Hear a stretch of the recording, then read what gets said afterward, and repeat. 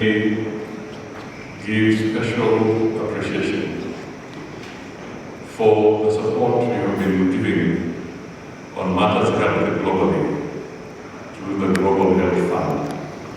To host you once again, Your Majesty, as Kenya previously welcomed you in your younger days as a volunteer pilot for the Africa Medical and Research Foundation, AMREF, and the Kenya Wildlife Service.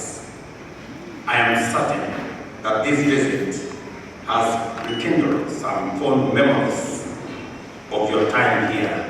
60 years of Kenya-Netherlands diplomatic ties, 6 decades of state partnership for a sustainable, prosperous world.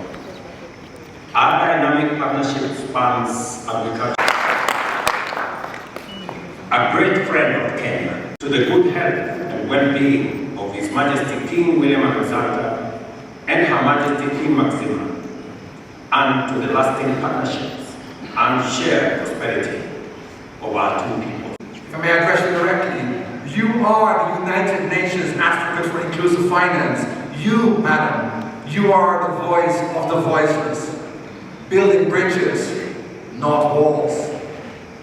But Your Majesties, Mr. President, we know the world is heading in a very different direction right now. New world order, trade wars escalating, development finance slashed, friends turned into foes overnight, and yet we're all here.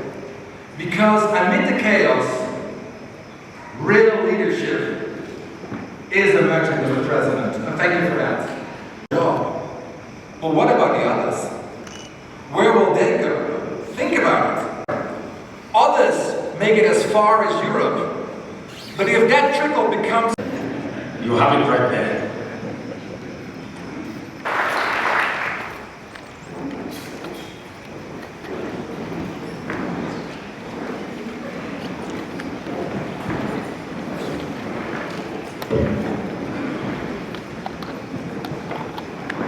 Mr. President, Mrs. Ruto, ladies and gentlemen.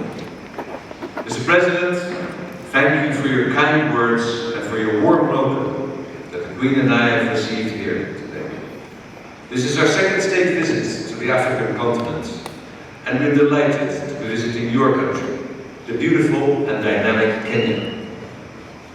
My love of Africa was passed down to me at a young age by my father, who spent 10 years of his childhood in then Tanganyika. I myself got to know this part of Africa, and Kenya in particular, in the 1980s and 90s. First as a pilot for AMREF flying doctors, and later as a pilot for Kenya Wildlife Service, where my work included protecting elephants from poachers in Meru National Park. In fact, if I even start thinking back, first of all, the only pilot's license I ever had was not a Dutch pilot's license, was a Kenyan license. And the number was Y2294PL.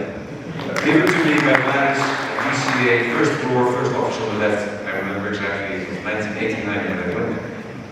So it is an important part of my heart. Seeing Kenya from the air is simply magic. The light, the colors, the vibrant vistas.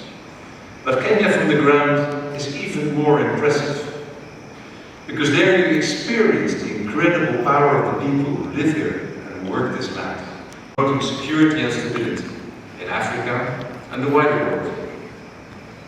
Together we're working to combat terrorist networks that seek to undermine our societies. We're joining forces in maritime operations to keep our shipping routes safe. And we're supporting the UN in its vital work supporting peace. You are home to no fewer than 34 UN agencies, an impressive figure indeed.